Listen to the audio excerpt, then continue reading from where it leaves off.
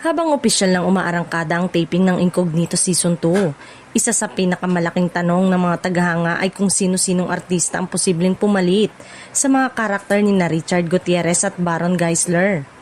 Matatanda ang kabilang ang dalawa sa mga pangunahing bida ng unang season ng hit action drama series. Dahil sa mga lumalabas na ulat at mga kuhang larawan mula sa unang araw ng taping sa Dumaguete, lalong naging aktibo ang mga netizen sa paghahanap ng mga posibleng bagong miyembro ng cast.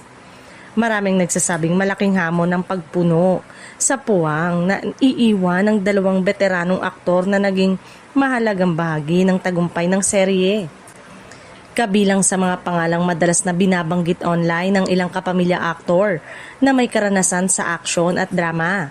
Gayunpaman, wala pang opisyal na kumpirmasyon mula sa production kung sino ang mga bagong artistang sasama sa ikalawang yugto ng serye. Samantala, nananatiling bahagi ng bagong season sina Daniel Padilla, Kyla Estrada, Maris Racal, Anthony Jennings at Ian Veneracion na inaasahang magdadala ng panibagong misyon at mas matitinding eksena sa pagpapatuloy ng kwento. Dahil sa tagumpay ng unang season, mataas ang inaasahan ng publiko sa mga susunod na mangyayari sa Incognito. Kaya naman bawat update mula sa set ay agad na pinag-uusapan at sinusuri ng mga tagahanga.